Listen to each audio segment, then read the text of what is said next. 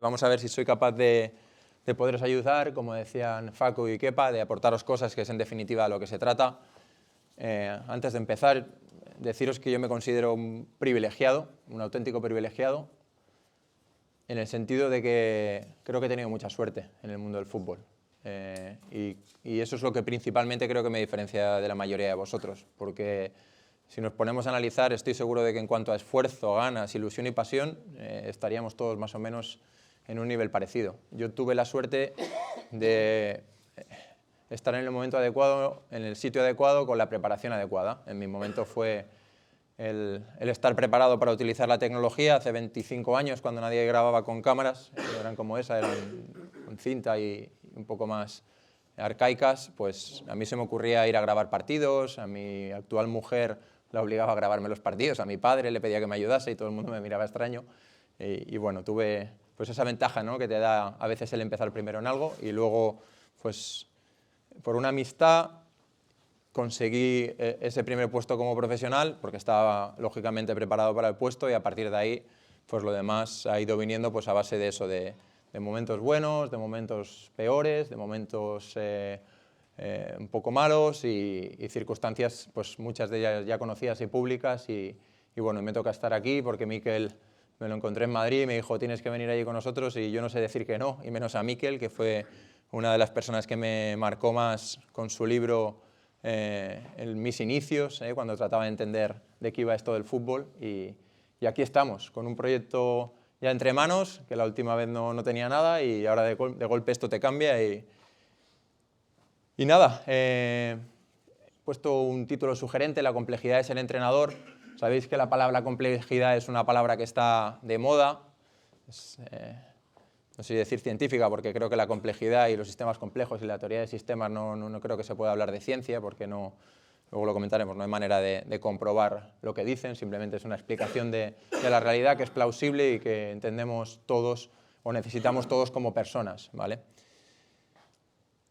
Pero ahora vamos con eso. Yo lo primero que os quería preguntar, os voy a hacer hablar ya desde el principio y por favor interrumpir si tenéis alguna duda, porque al final tendremos poquito tiempo para preguntas y casi es mejor el poder responder algunas sobre la marcha que responder al final.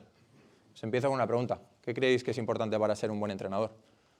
Es que cuando no tengo trabajo me aburro, empiezo a pensar en muchas cosas y los 11 millones de bytes los paso a los 50 que ha dicho Kepa antes y mi cabeza siempre se hace preguntas para intentar mejorar, que es para lo que sirven los periodos en los que los entrenadores pues no tienen equipo.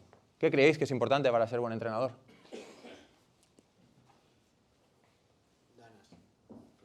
Ganas, bueno, sí. ¿Cómo? Liderazgo. Es una comunicación, liderazgo, sí, muy bien. ¿Qué más? Pasión, muy bien. Liderazgo, comunicación, pasión. Nos vamos. Es la tercera vez que hago esta charla y casi siempre, después de la pregunta, empieza igual. ¿Qué más? ¿Qué hace falta para ser un buen entrenador?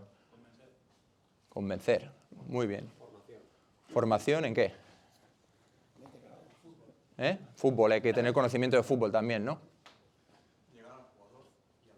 Llegar al jugador y a los jugadores. Maravilloso. Pensaba que era novedoso yo con esta charla y resulta que lo tenéis todos claro ya, ¿no? ¿Qué más? Saber lo que quieres. Saber lo que quieres. ¿Cómo? Hacer autocrítica, maravilloso. ¿Qué más hace falta para ser un buen entrenador? Hemos hablado de táctica, que es lo otro que hacemos casi cada día cuando tenemos un equipo. Vais al campo y entrenáis, ¿no? Es importante el entrenar. Habéis dicho muchas, ya llevamos 3 de las cosas a las que quería llegar, ¿vale? Conocimiento del juego, táctica, entrenamiento. Habéis dicho muchas cosas vinculadas al liderazgo, a la dirección de grupos, al autoconocimiento que decía Kepa antes, que para mí es clave, ¿vale? Falta una, que bueno, la digo yo porque así avanzamos, que si no luego me apretaréis con el tiempo. Para mí falta una que es al final el conocimiento de los jugadores. Pero vamos a empezar por el título de la ponencia, que es la complejidad, ¿vale? Al final, nosotros vivimos en entornos complejos, los seres humanos somos complejos. ¿Qué quiere decir eso? Que hay un montón de cosas o elementos más o menos heterogéneos que forman parte de un todo, como la persona, ¿no? Tenemos órganos, tenemos cerebro, tenemos sangre, tenemos pensamientos, y todo eso, funcionando a la vez, son las personas. Y eso es complejo, eso son cosas que son difíciles de explicar, porque pasan muchas a la vez y no hay una relación muchas veces de causa-efecto, ¿vale? Entonces, en un equipo de fútbol diríamos que están pues, los entrenadores, los jugadores, la afición, la prensa, el partido, el entrenamiento, la metodología, etcétera, etcétera, etcétera. Y todas están relacionadas unas con otras. Como nuestra mente no está preparada para absorber esa información de manera aleatoria y toda a la vez, lo que hacemos es tratar de ponerlo de manera ordenada, coherente, que sea fácil de entender, y cuando hacemos eso, nos perdemos la realidad que estamos viviendo, porque a la que minimizas, parcelas, fraccionas y tratas de analizar de forma individual, le estás quitando lo que realmente es esa cosa. Lo que habréis oído muchas veces hablar de que el todo es más que la suma de las partes, porque esas relaciones que se producen dan diferentes soluciones o diferentes situaciones. Entonces, la complejidad es algo que hemos aprendido a definir pues, a través de gente más lista que yo, que nosotros, que ha sido capaz de observar eso, pero luego nos encontramos con una situación, ¿vale?, que no somos capaces de pensar de manera compleja. Y además, hay otro componente, que es que la complejidad, es decir, todo esto que os digo, no permite aplicar el método científico. Y cuando no puedes aplicar el método científico, que es, pues, como decía Kepa antes, ¿no? Tú pones un objetivo, lo cuantificas, lo defines, lo calculas y puedes mejorar. Cuando no puedes hacer eso, se te genera todavía más incertidumbre, ¿vale?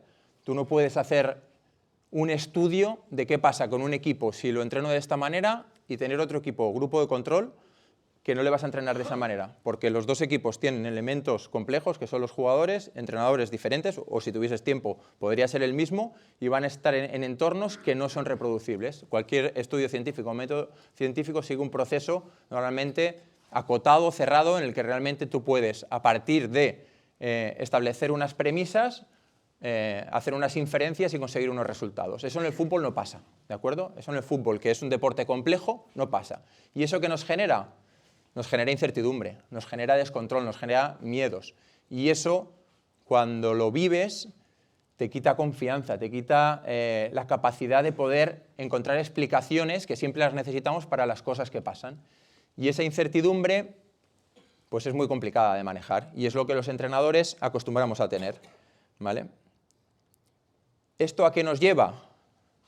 A que si hay muchos campos, más allá de los que nos enseñan en el curso de entrenadores, que pueden afectar a nuestra tarea como entrenadores, tenemos que tener, para mí, la necesidad de ampliar nuestros campos de formación, que es una de las cosas que a mí me preocupa cuando no estoy entrenando, porque estoy seguro que si nos ponemos a hablar de táctica, todos más o menos vais a tener un nivel medio alto, ¿vale? Si nos ponemos a hablar de entrenamiento, todos vamos a tener más o menos un nivel de medio alto. Si nos hablamos, preparación física no es nuestra especialidad, pero te lo enseñan en el curso de entrenadores, pasará lo mismo.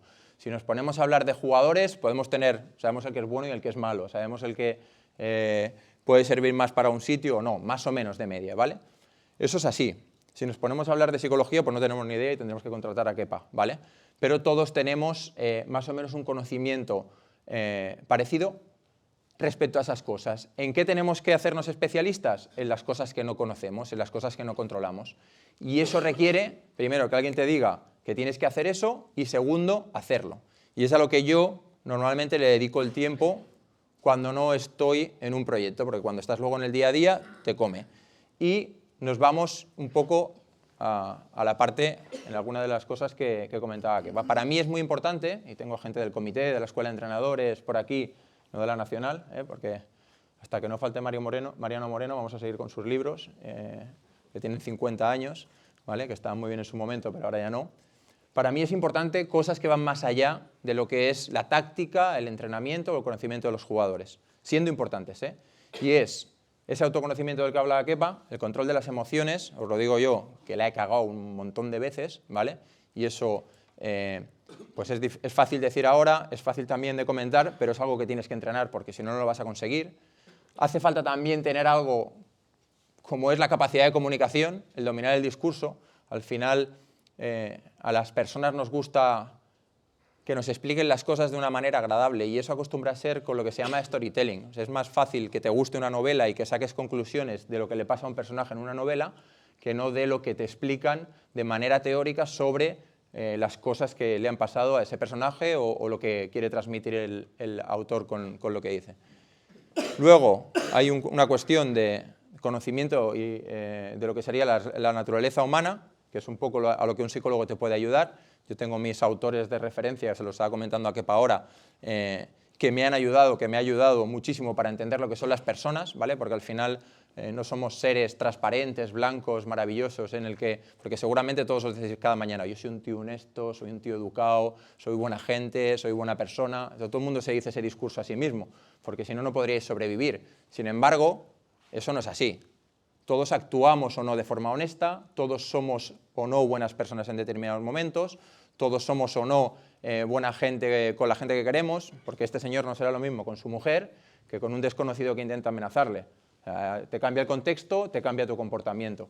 Y es importante que sepamos que esa naturaleza humana está en nosotros, pero también en toda la gente que está a nuestro alrededor, ¿de acuerdo? Y eso es importante. Y finalmente, para mí, las relaciones personales. Creo que es importante destinarle mucho tiempo a conocer a gente que te pueda hacer crecer. Hoy en esta charla, no sé si os conocéis entre todos, pero puede surgir que conozcas a alguien que es súper interesante, que acabe en tu cuerpo técnico, o que un día quedes y te explique cosas y te despierte cosas con las que tú no habías, pues no te habías parado a pensar, no te habías parado a valorar, y que eso te haga mejor. Entonces, las relaciones personales es lo que mueve el mundo, ¿vale? Yo siempre tengo una teoría, que no es mi caso porque yo me considero muy afortunado, una excepción. Y es que yo me intentaba preguntarme por qué los exfutbolistas tienen más oportunidades que los que no lo hemos sido. Y decía, no, si en cuanto a preparación, sí, han jugado, pero eso no es una ventaja, porque sabéis que un futbolista piensa de manera individual y que hasta que no tiene que dar el paso a entrenador, y el otro día lo hablaba con Ses, ¿vale? Ahora que he cogido el Como en Serie B, digo, ¿qué? Me dice, hostia, mister, ahora tengo que pensar en todos los jugadores. Ya, cabrón, cuando estabas conmigo te quejabas y pensabas solo en ti, con cariño, que nos llevamos muy bien. Y ahora, dice, ahora es 24/7, no puedo parar de pensar porque, digo, ¿vale? Es que es eso. ¿Cuál es la explicación que yo me doy? Pues que al final las personas, los que deciden, lo hacen de manera emocional, ¿vale? Y lo hacen proyectando expectativas sobre lo que van a tener sobre esa persona. Pues a lo mejor contigo, que no has sido jugador profesional, un propietario no tiene nada, o sea, tiene lo que pueda conseguir en una charla. En cambio, con SES, ¿qué os genera SES? Campeón del mundo, uno de los mejores jugadores de la selección española, campeona del mundo, tal, y tú piensas que como entrenador va a ser eso, ¿vale? Cuando realmente eso no tiene nada que ver, porque entrenar es una cosa y jugar es otra. De hecho, os voy a decir una palabrita, un palabra de estos raros que me gustan a mí, los futbolistas tienen un conocimiento apofático del fútbol, ¿vale? Es el conocimiento que no se puede explicar, es un concepto de teología que es el que pues, la gente que tiene fe y es cristiana, pues cree porque tiene que creer, porque no hay nada que le demuestre que eso es así, y no se puede explicar. Es como hablar, todos sabemos hablar, pero si os digo, venga, pues os voy a poner una clase de niños de 5 años y les vais a explicar cómo se escribe, cómo se habla, cómo... Diríais, ¿no? Yo hablo, ¿vale? Pero no sabes explicarlo. Entonces los futbolistas tienen un conocimiento apofático, tienen un conocimiento de lo que hacen que no saben explicar. Y me pasó con Iniesta. El primer año que estábamos en el Barça le dije, hostia, Andrés, a ver si algún día, cuando tengamos tiempo, si es que tenemos, porque en el día a día no hay mucho con un equipo profesional, digo, vamos a hablar un rato y me explicas cómo percibes, cómo haces los movimientos. Decía, Robert, es que lo hago, es que no te puedo decir, es que yo lo hago. O sea, no me lo sabe explicar. Y fijaros, estamos hablando también del jugador que marcó el gol, que nos hizo campeones del mundo, que hizo a España campeona del mundo, ¿vale? Ese conocimiento que no saben explicar lo tienen ahí, pero la gente que tiene que decidir interpreta que alguien que le ha generado alegría, ilusión y le ha demostrado cosas, ellos entienden que está más preparado que cualquiera que no le ha generado eso. Entonces, por ahí siempre intento buscar explicaciones plausibles que me hagan sobrevivir y estar tranquilo con las cosas que pasan, ¿vale? Pues yo encontré una explicación de por qué los exfutbolistas tienen más oportunidades que nosotros. Por eso las relaciones personales son importantes. Al final, cuando tú conoces a alguien y lo has estado con él cara a cara, ¿vale? Es mucho más fácil que luego pues te pueda llamar, pueda contar contigo, que si simplemente ve un currículum en LinkedIn, ¿vale? Conexiones en LinkedIn, currículum, que puedes poner lo que te dé la gana, y a partir de ahí, pues ver si alguien te llama. Es importante, ¿vale? Esas 4 cositas, para mí, en estas épocas en las que no entreno, son una de mis obsesiones. Evidentemente, repaso mis ruedas de prensa para ver las cagadas que he hecho. Hablo con gente de comunicación para que me mejore. Veo los partidos para ver lo que me he equivocado. Repaso entrenamientos para ver si puedo mejorar algo, etcétera, etcétera, etcétera. Esa parte la hago, pero sobre todo a la que le dedico tiempo es a la que decía Kepa, que es en qué puedo mejorarme a mí, que luego voy a ser el líder que va a tener que expresarles al resto su estado de ánimo, porque al final, nos guste o no, lo pondré luego, hay una diapositiva que lo he puesto, el estado de ánimo del equipo es el estado de ánimo del líder. Y si vosotros vais a un entrenamiento y salís así, los jugadores te están mirando y van a estar así, van a decir, hostia, ¿qué pasa? ¿Vale? Está hundido, no tiene solución, no sé qué vamos a... Si tú sales, vas con confianza, con tranquilidad, les hablas de manera clara, directa, hostia, el líder sabe lo que tiene que hacer y tiene soluciones, ¿vale? Y eso es importante y son cosas que hay que mejorar. Esta es una de las fuentes que me dan mucho que aprender cuando estoy sin equipo. Leer los libros. Son una de las cosas que más me ha hecho crecer en mi vida, ha sido leer muchísimo. ¿Sabéis? Tenía una editorial con Manuel Conde al principio, MC Sports, luego aquella se la quedó otra persona porque él y yo nos fuimos, ahora fútbol de libro. Cuando yo empecé a formarme, una de las cosas que hacía era leer libros. Encontraba pocos que me enseñasen cosas, pero era leer libros, porque es la forma de aprender, viendo vídeos, leyendo libros y reuniéndote con gente. Últimamente, estos 3 me han ayudado mucho, y justo Kepa ha puesto un ejemplo antes, que le he pedido ahora permiso para hacer el comentario, con Gundogan, ¿vale? Y es sobre el tercer libro, el libro de Culture Map, ¿vale? Ahora a mí me toca irme a un país como Rusia, con una cultura totalmente diferente, donde me voy a encontrar jugadores rusos, eslovenos, serbios, brasileños, y a ver lo que puedo fichar, ¿vale? Gundogan es alemán de origen turco, ¿vale? Y os voy a añadir otra, nórdico, vamos a decir, ¿vale? De cerca de los países nórdicos. No sé si acordáis de Koeman cuando estaba en el Barça también como entrenador, y había una cosa que los une y que tiene que ver con lo que decía Kepa. Y es que para ese tipo de culturas, y lo explica esta autora, ¿vale? Hay varios tipos de cosas que se pueden definir de una cultura, ¿vale? Cuando vas a entrenar fuera te encuentras jugadores de todo tipo y hay estilos de comunicación, de evaluación, de liderazgo, de decisión, de confianza, de discusión, de horario, ¿vale? Y de persuasión. Para ellos, es que aquí tengo la diapositiva de Rusia y de Turquía, ¿vale? Para ellos, pero os lo pongo, para ellos serían un poco como los rusos. Los nórdicos, el feedback directo negativo es de buena educación, ¿vale? Es de buena educación. O sea, para un holandés venir y decirte, tú has sido el malo del equipo, y os acordaréis de Koeman diciendo que Griezmann tenía que mejorar y que no podía ser lo que había hecho en el partido, eso es algo que si no lo hace, es de mala educación. El no decirle a alguien lo que está haciendo mal de manera directa. Gundogan el otro día vino a hacer algo que, fijaros, Kepa decía, no, hostia, me gustó porque no es algo que nosotros consideremos normal. O sea, para nosotros es, este tío de qué va, ¿cómo dice esto públicamente? Eso se dice en el vestuario, Fijaros, estamos hablando de el mismo concepto visto desde 2 culturas.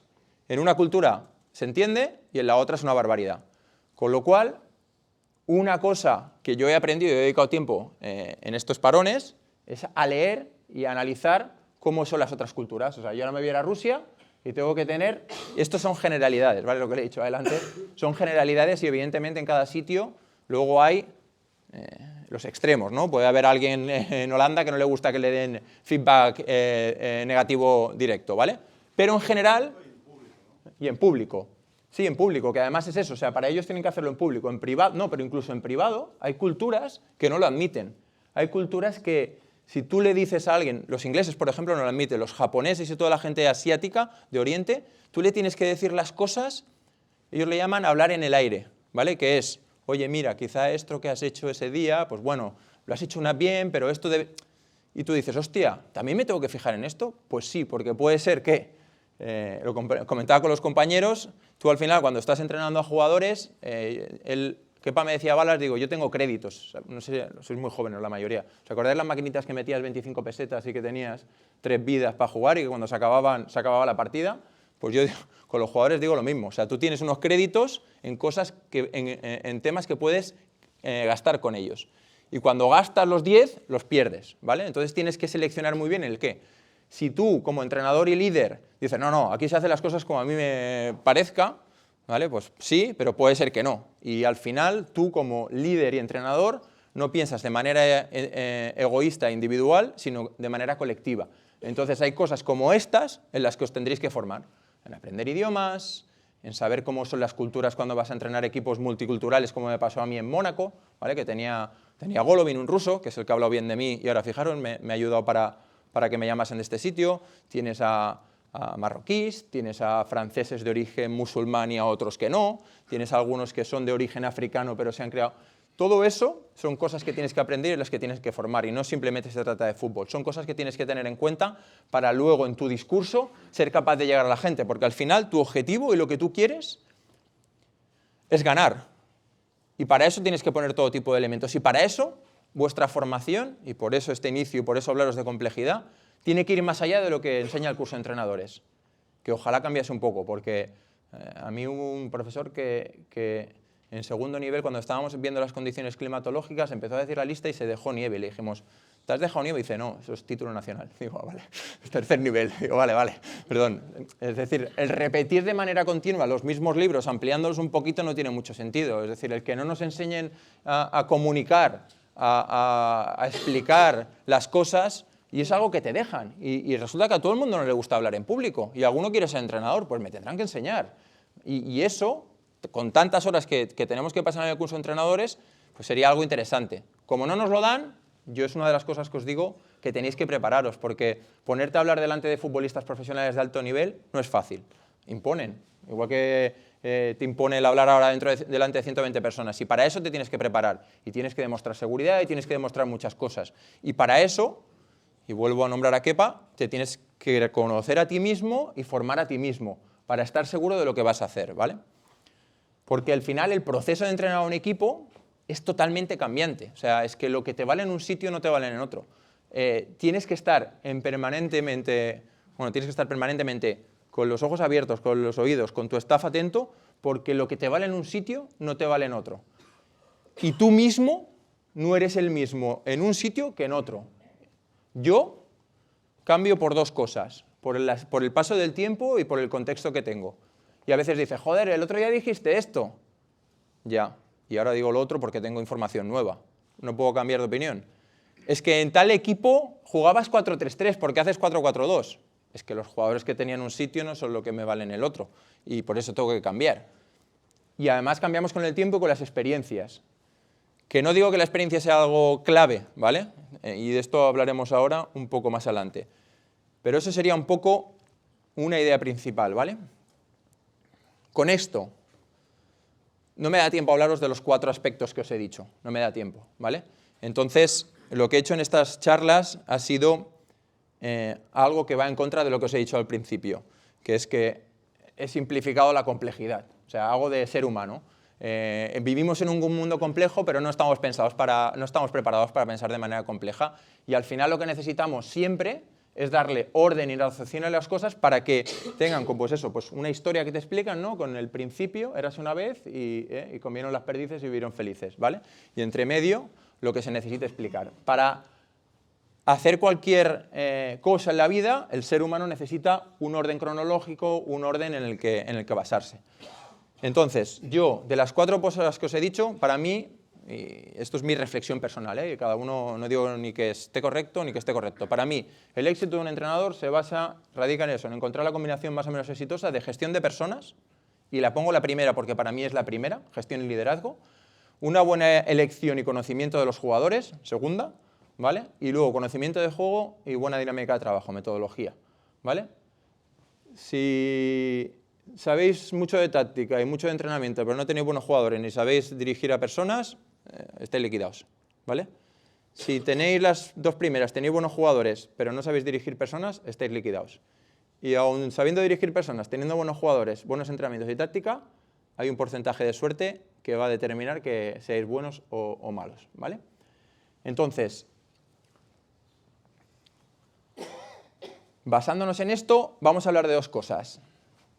Vamos a hablar de liderazgo, vamos a hablar y vamos a hablar un poco de conocimiento del juego, porque es, en definitiva, lo que yo creo que no es algo que se trate habitualmente, ¿vale?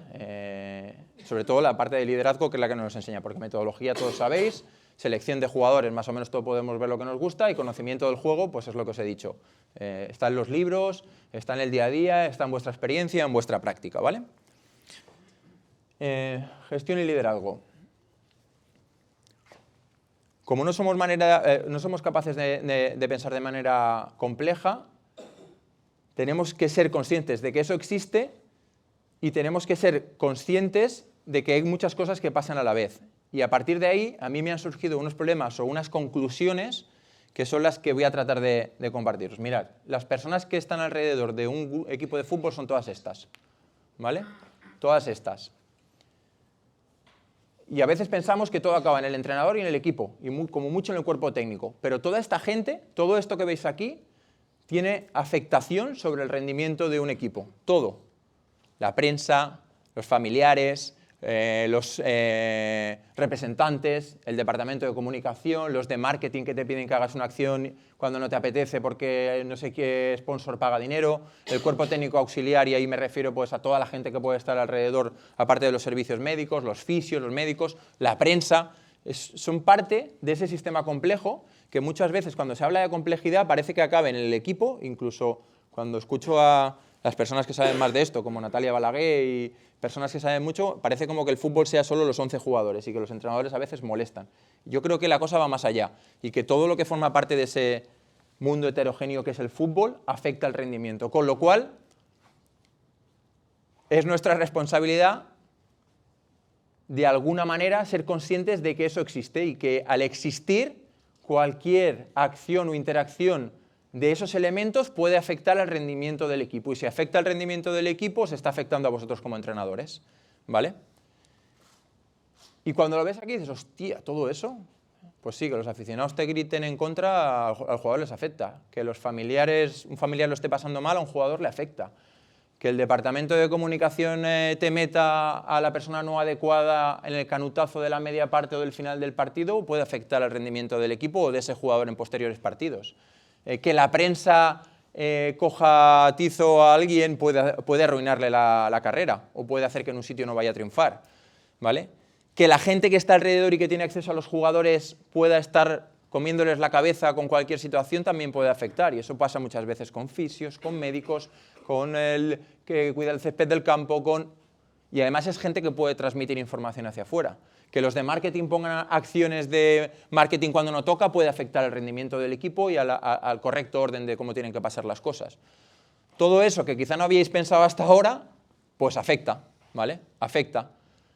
Y dices, hostia, ¿lo ves como un mundo gigante y tal? Bueno, está ahí. Y yo os lo digo porque son situaciones que aparecen, que te encuentras y que si no controlas, y controlar quizás no es la palabra correcta, si no eres consciente de ellas, cuando te quieres dar cuenta, ya te han pasado por encima, ¿vale?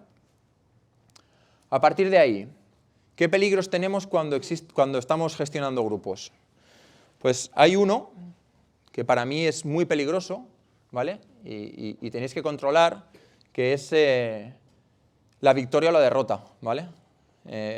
Porque son el mejor intérprete de lo que hacéis y normalmente se puede llevar a un error, ¿vale? La victoria tiene la fecha muy corta, que es al siguiente partido, ¿vale? Y una victoria que parece la hostia en el siguiente partido pues ya no vale para nada. Y luego la derrota, que desgraciadamente son las que hablan de vuestro trabajo. Fijaros, vuestro trabajo. Analizar a un rival, preparar los entrenamientos, llevar los entrenamientos, llegar al partido, hacer la alineación, dirigir en la primera parte, dar buenos mensajes en el descanso, hacer cambios en la segunda parte, hacer una rueda de prensa previa y post, llegar al final y hacer... Todo eso se reduce a ver si habéis ganado y si habéis perdido. Y toda esa gente que os he dicho que estaba alrededor no tiene ningún conocimiento de todo el esfuerzo que habéis hecho ahí. Y es la victoria o la derrota lo que habla de vuestro trabajo. Y esto es así, nos guste o no. Y siempre, cuando nos va mal, dices, joder, pues si con lo que hemos trabajado, si lo hemos hecho todo, sí. Y resulta que eres bueno o eres malo,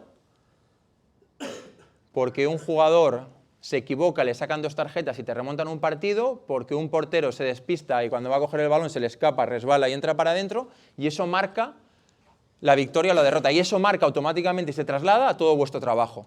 Tenéis que ser conscientes de eso simplemente para el hecho de que no os afecte.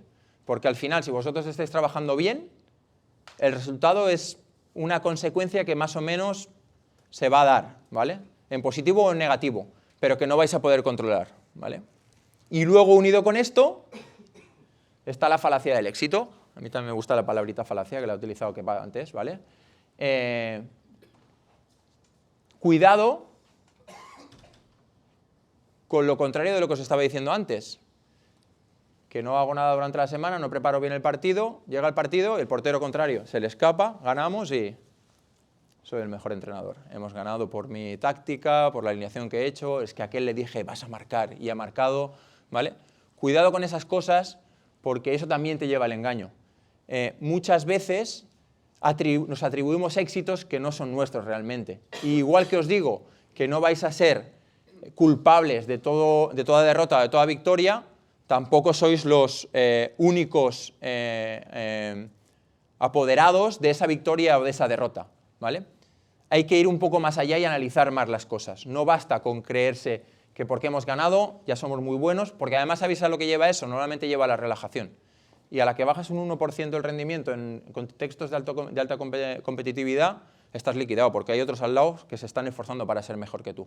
Entonces, cuidado, ¿vale? Esto me lo decía Pep Segura, dice, todos los entrenadores entrenan duro la semana que pierden. La semana que ganan, tumbaditos, a ronda, no sé qué, jiji, jaja, ¿vale? Y eso suele pasar, es un engaño, es la autocomplacencia que tenemos las personas respecto a la victoria. Cuidado con el éxito, ¿vale?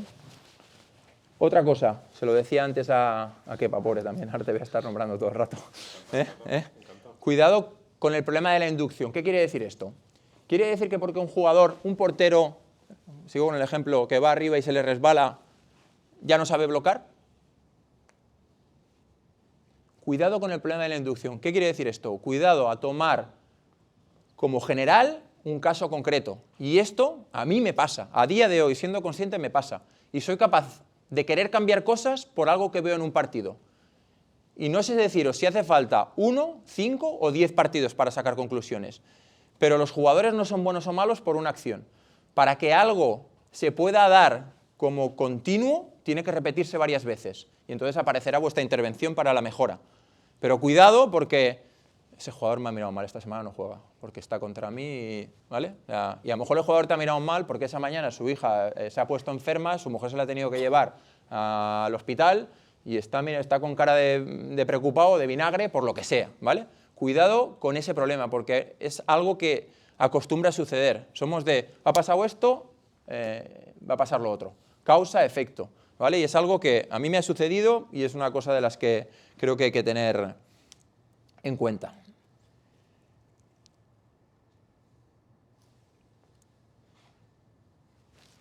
Vamos a poner. Esta me encanta. Podéis dudar de todo. Y lo normal, ¿vale? Bienvenidos al club de la duda. Podéis dudar absolutamente de todo. De si estáis haciendo el entrenamiento correcto o no, de si es la alineación correcta o no, de si es el equipo correcto o no, de si de irse a Rusia, hostia, ¿está bien o está mal? O tenía que haber cogido Kosovo, que es una selección y es más cómodo, pero ¿qué hago, cariño? Le pregunto a mi mujer para que me solucione estos problemas. No sé a lo que... yo dudo permanentemente, pero no se lo digáis a nadie, ¿vale? Lo decimos aquí en Petit Comité, que somos amigos todos y nos conocemos. Porque lo que se compra en los clubes y lo que van a comprar los propietarios va a ser vuestra seguridad. Y los jugadores van a comprar seguridad. Y si tenéis a un psicólogo cerca que os asesore, te dirá, transmite determinación, ¿vale? ¿Y puedes transmitir duda de vez en cuando? Porque es un símbolo de humildad y demás. Pues lo haces con chavales. Con profesionales no transmitáis debilidad, ¿vale? Y si lo hacéis, hacerlo 1 a 1 y que no haya testigos, ¿vale? Y luego lo negáis. Tenéis que transmitir seguridad, ¿vale? Porque si transmitís cualquier tipo de duda, empezáis a morir como entrenadores. Se pierde la credibilidad.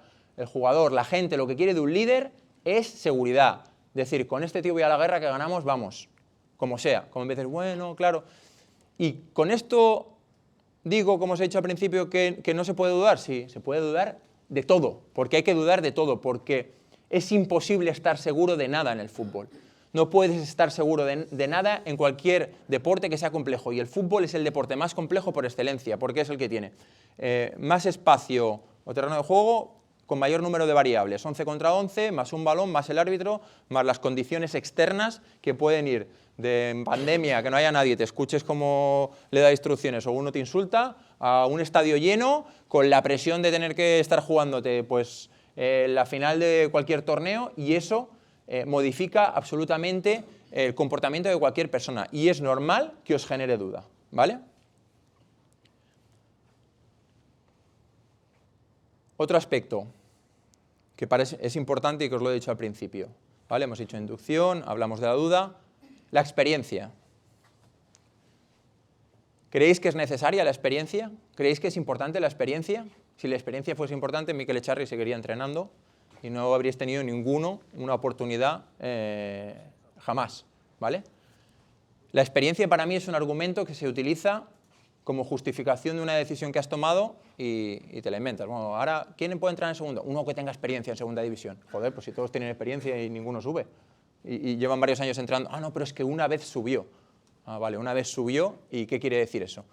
Para mí la experiencia, como tal, es algo que hay que no huir de ello, pero sí que tenerla en cuenta, porque puede ser limitante. Porque tú puedes tener experiencia en perder, ¿vale? Entonces eres un experto en perder.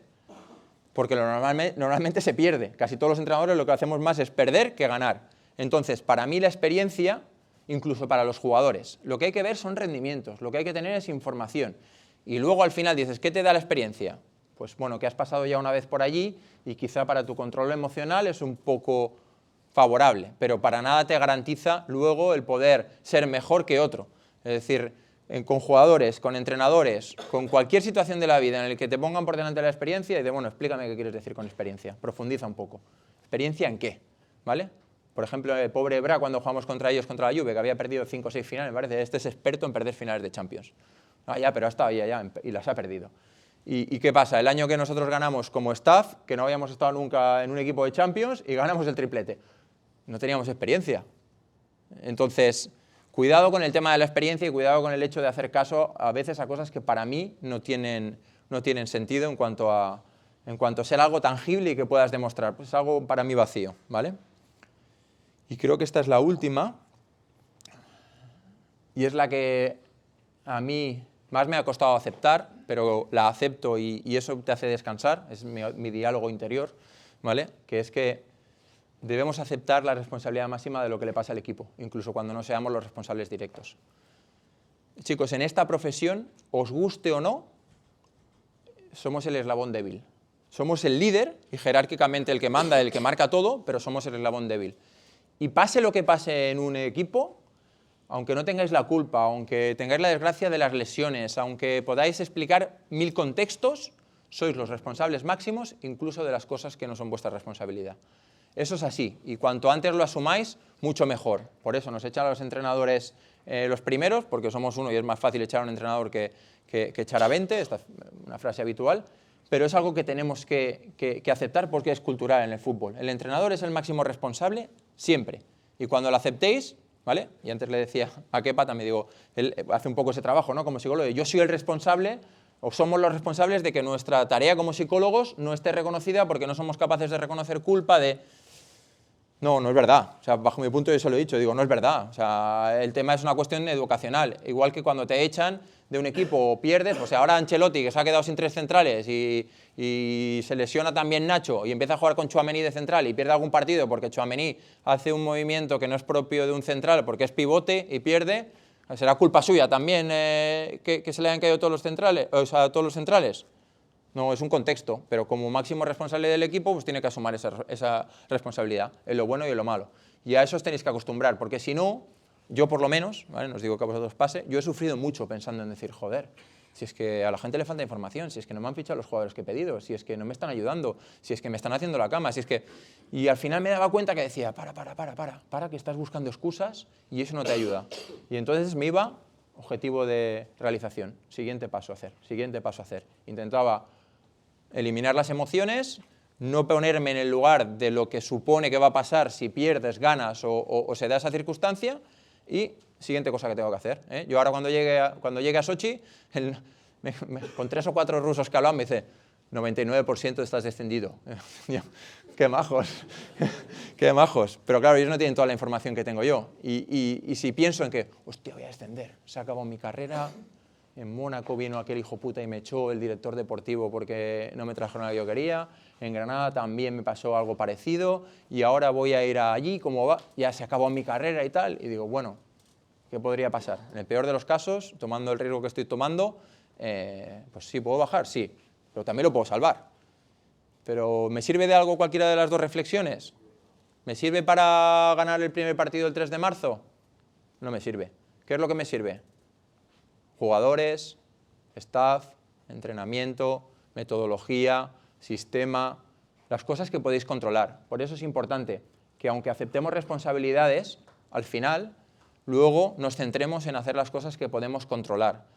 Y lo que podemos controlar es nuestro trabajo. Y aún así, y el otro día con Mr. Chip en Onda Cero me peleaba, hay estudios que dicen que entre un 30 y un 35% de los goles en el fútbol dependen de la suerte, ¿vale? Y ahora no digáis, es que a mí me marcan siempre por mala suerte, ¿vale? Pero eso es así, ¿vale? Eso es así, eso es una realidad. Así que estamos en un deporte, y me voy al origen de la charla, que es muy complejo, con muchas variables, y no intentéis controlarlas todas, controlar las que estén en vuestra mano, que la suerte influye y que al final el resultado no dependerá solo de vuestro trabajo, por muy bueno que sea. A mí, asumir eso y aceptarlo me ayuda a pasar el día a día, porque si no, es de suicidio. Os he puesto un poco, mi guión sí que lo he puesto aquí. Esto lo pasamos rápido, si queréis lo leemos. ¿Qué es lo que yo entiendo por liderazgo? ¿Vale? Al final yo me hago mi guión y me monto mis historias mentales e intento definir las cosas para luego tratar de aplicarlas, porque si no, no quiero que se queden en una diapositiva. ¿Vale? Para mí, esto es lo que yo entiendo como gestión y liderazgo de equipos, ¿de acuerdo? Existen como 3 grandes objetivos que son los que yo me propongo. El proporcionar una visión de largo plazo para el grupo, ver el panorama global de lo que sucede alrededor del equipo, y eso es complejidad, es lo que os he dicho, prensa, servicios médicos, familias, socios, etcétera. Todas esas cosas, no digo que las quiera conocer en profundidad, pero quiero saber cómo están. Quiero saber si alguien está casado o no, si tiene hijos, quiero preguntarle quién es su representante, Dices, hostia, ¿para qué te metes en todo eso? Oye, bueno, lo quiero saber porque luego hay momentos en los que eso afecta. La prensa hay que leerla, no toda, pero la parte que puede afectar a un jugador, que a lo mejor la persona que trabaja contigo, si tienes la suerte de tener un psicólogo, dice, cuidado que este chico cada vez que recibe un feedback negativo, se publica algo, su rendimiento va para abajo. ¿Tienes que saberlo como entrenador? Sí, porque te afecta a ti como entrenador. Porque su rendimiento individual, su rendimiento egoísta de querer jugar y querer ser mejor, va a afectar al grupo. Y si le afecta al grupo, os afecta a vosotros. Y luego la tercera, trabajar por el bien del grupo y tratar de mantenerlo unido, aunque es muy difícil, ¿vale? Porque, lo comentaba con los compañeros antes también, yo lo llamo de otra manera y utilizo otro concepto. Al final un futbolista es un superviviente. Bueno, todos somos supervivientes, ¿vale? Hay una frase que me gusta mucho que es primero la supervivencia y después la honestidad, la amistad y lo que queramos.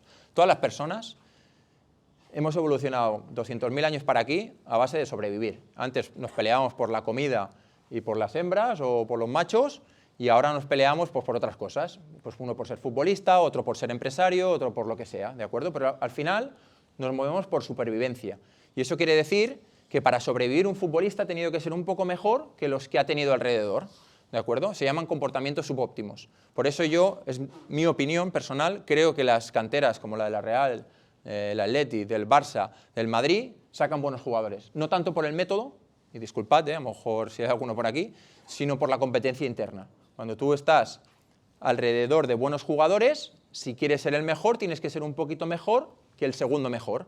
Y eso te hace bueno. Cuando tú pones a un muy buen jugador en un contexto donde la activación es nula porque la amenaza no existe, porque los que hay alrededor son malos, ese jugador no mejora. Porque haciendo una décima parte de lo que él necesita, es mejor, ¿vale? Entonces, creo que eso es importante. Todos luchamos por sobrevivir, todos tenemos un ego. Y los futbolistas que llegan al primer nivel y están en los primeros equipos, pensad que para llegar ahí han tenido que zafarse y dar codazos. Con lo cual son todos muy smart, muy listos, ¿vale? Muy inteligentes, muy vivos. Os van a leer absolutamente siempre cómo sois. Cualquier gesto vuestro, mirarlos o no mirarlos, hablar con él y no hablar con él, el saludar con la mano a uno y sonreírle al otro, son gestos que os analizan y los ven y son especialistas en detectar debilidades, ¿vale? Con lo cual, siempre vosotros tenéis que trabajar para el grupo sabiendo que delante tenéis a 25 tíos que os están inspeccionando, ¿vale? ¿Cómo se consiguen esas tres cosas? Fijando metas prácticas y guiando al grupo hacia el rumbo que toca, ¿vale? Sabiendo que va a haber desvíos, intentando mantener el grupo, ¿vale? Liderar con una relación dinámica de los dirigidos, sabiendo que un día una persona es de una manera y que al día siguiente puede cambiar, que las relaciones, dependiendo de si los pones o no, para ellos son diferentes, porque al final su único objetivo es un objetivo egoísta, individualista, que es jugar. Jugar, cuando están en el banquillo quieren jugar, cuando juegan quieren jugar más, cuando juegan más quieren ganar, cuando ganan quieren un nuevo contrato, cuando tienen un nuevo contrato quieren uno mejor, porque al final su motivación, sobre todo en el alto nivel, va en varios sentidos, pero sobre todo la de la subsistencia y la supervivencia que os decía. Ganar dinero para que su familia, cuando el día que se tengan que retirar después de una carrera de entre 5 y 12 años, los que más suerte tienen, pueda vivir durante 30, 40, 50 más, los que no se vuelven locos y se lo gastan todo, que de eso también tenemos, ¿vale? Por eso, tenemos que comprender hasta el menor de nuestros gestos, lo que os decía. Debemos estar en sintonía con las variables de los estados de ánimos del grupo. Hay que saber, somos el contrapeso, que antes os hablaban de la activación. Cuando vamos a jugar contra un rival flojo, tenemos que activarlos. Cuando jugamos contra un rival fuerte, no hace falta poner Braveheart ni nada por el estilo, porque ya están más que motivados y lo que consigues es pasarlos. Cuando el equipo está hundido, tú tienes que estar arriba. Cuando el equipo está arriba, tú tienes que compensarlo. Hay que equilibrarlos, ¿vale? Eso es un poco a lo que se refiere el tema de la sintonía. Hemos de empeñarnos en comprometer la voluntad de la gente, que se identifiquen con el grupo, ¿vale? Que sepan que forman parte de algo, a pesar de que ellos tienen esa visión individual, ¿vale? Y tenemos que ser duros y resistentes. Quiere decir que hay que hacer cumplir las normas. Que lo fácil en un grupo es ser fuerte con el débil y débil con el fuerte. Que lo fácil es que si el crack del equipo hace una barbaridad no le digas nada, y si la hace el chaval que sube del filial lo retrates delante de todo el mundo. Eso es lo más difícil como entrenador, es una de las cosas más difíciles. Hacer lo que toca, no lo que te apetece. Y a veces lo que toca supone roces con futbolistas y con personas de alto nivel. Y os pasará en otros niveles lo mismo, porque yo siempre digo, la diferencia entre los profesionales y los amateurs es que unos viven de eso y los otros no, pero al final son grupos de personas. Y en esos grupos se dan los mismos perfiles de personas. El crack, el que es menos crack, el seguidor, el capitán que une a todos, y resulta que el crack es el... Si es un crack positivo, pues genial, pero si es el crack que porque marca 3 goles cree que no tiene que defender, pues le está enviando un mensaje a un grupo de mierda. Si tú lo quieres como entrenador y lo admites, tienes que ser consecuente con las cosas que van a pasar, ¿vale? Por eso hay que ser firmes y tener empatía. Eso no quiere decir que haya que tratar mal a nadie, ¿de acuerdo? Pero, y esta discusión la tuvimos en Madrid, creo que lo dijisteis vosotros, lo de ser buena persona, pues... No sois entrenadores para ser buenas personas, sois entrenadores de alto nivel para sacar rendimiento. Y eso a veces es incompatible, porque lo que se considera buena persona es contentar a todo el mundo. Y vosotros vais a tomar decisiones sobre el futuro o el presente de los jugadores. El dejar a un tío fuera de una convocatoria, eso implica algo para su carrera. El que alguien juegue más o menos, en positivo y en negativo, implica algo para su carrera. Con lo cual, no se puede ser... Entenderme, buena persona. Claro, buena persona tenéis que ser con vuestra familia, con vuestros hijos, con vuestros amigos, ¿vale? Pero a veces en el fútbol tienes que ser duro y lo que otros pueden considerar que es ser mala persona. Pero eso quiere decir que no tienes que ser educado, que no tienes que tener empatía, que no puedes ir de manera directa. Los futbolistas lo que valoran es claridad y no que vayas por detrás y que les ayudes. Si ellos consideran que vosotros les ayudáis a mejorar como futbolistas, incluso sin jugar, los tendréis ganados. Si les decís las cosas, incluso las malas, a la cara, quizá al principio pues recibís algún bufonazo, pero a la larga os lo agradecerán. Nosotros en en la Roma, no sé qué jornada era, 5 o 6 al principio, Atalanta-Roma, ¿vale? Llegamos a la charla prepartido, está todo el mundo y falta uno, un tal Daniele De Rossi.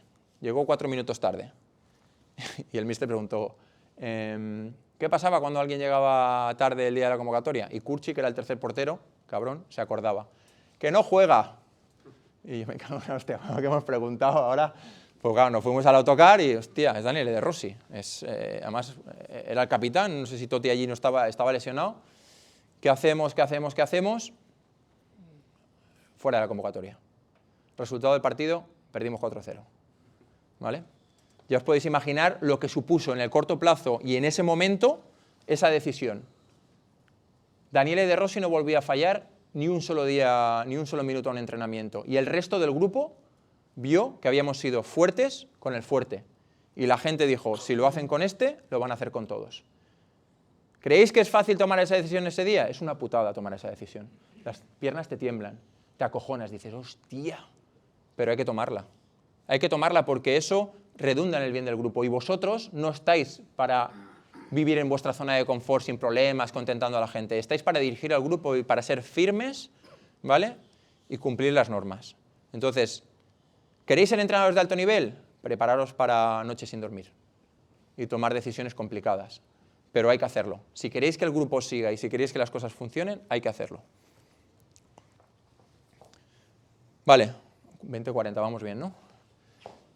Un trocito de parte del juego y algún comentario y algún palabra de estos que utilizo o de reflexiones que a mí me han servido. ¿Qué filosofía o modelo de juego puede garantizar el éxito? ¿Creéis que algún modelo, alguna filosofía, algo garantiza el éxito? ¿Y por qué todo el mundo pone ahora 3 centrales? Porque lo hace Pep. La Real no. La Real está con el 4-3-3 y lo está haciendo muy bien. Con Imanol, que es digno de envidiar. No hay nada que garantice el éxito. Cuidado con el ganador se lo lleva todo. Somos personas, los seres humanos en general, tendemos a copiar y a repetir lo que hace el que gana. Lo que no se explica es la cantidad de entrenadores que pierden intentando hacer lo mismo. De eso no se dice nada. Solo sale en la prensa el que ha ganado. Y ahora vamos todos a copiarle y resulta que tú pierdes. Entonces, no hagáis las cosas porque veis que dan resultado en otro sitio. ¿De acuerdo? No hagáis las cosas porque veis que dan resultado en otro sitio. Porque al final te falta mucho si solo veis la superficie. O sea, ver jugar a la Real de Imanol es maravilloso. Intentar hacer lo mismo que está haciendo él, no lo podríais hacer ni, aunque os dejase, que sé que no dejan mucho, estar un mes en todos los entrenamientos, escuchándole todas las charlas e intentando reproducir lo mismo. Porque al final las personas podemos escuchar a otros, pero es imposible que nos entre el bagaje de Imanol, de tantos años desarrollando lo que ha desarrollado, y además tengáis la suerte de tener a Olave al lado fichando y acompañándote. Es imposible de reproducir. Entonces, tratar de aprender de la gente que es buena, pero seguid vuestro camino. Y no copiéis por copiar. Hay que copiar. Yo copio, muchísimas cosas las copio.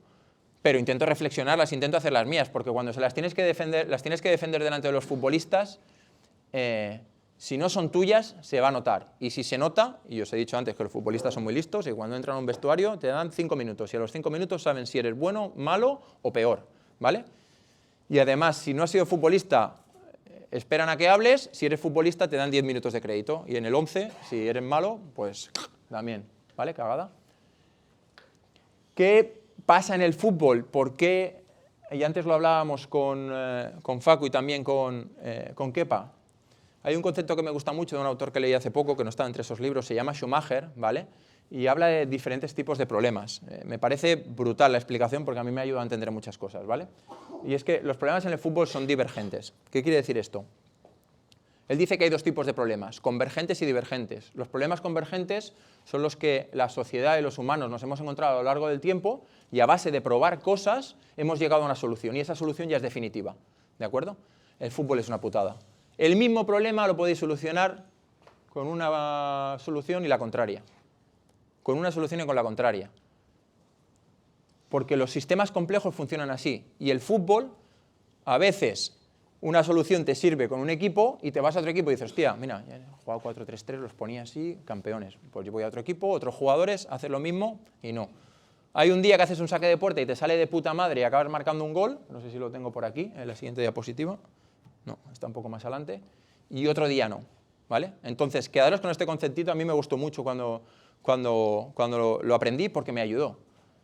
O sea, no hay una solución única para un problema en el fútbol. Hay soluciones múltiples. Y a veces algunas son hasta contradictorias. Y dices, hostia, ¿cómo puede ser que con este haga esto y funciona y lo hace otro y no funciona? Pues sí, porque los problemas en el fútbol son divergentes. Es imposible encontrar una solución definitiva para ningún aspecto del fútbol. Imposible. y es importante que lo tengáis claro. Luego esto lo pasaréis, ¿no? Para el textito, que no tengan que estar leyendo. Por eso, y a continuación viene el vídeo, a ver si se puede reproducir, en el fútbol para mí no hay nada absoluto. No hay el sistema definitivo, no hay el jugador definitivo, no hay el entrenador definitivo.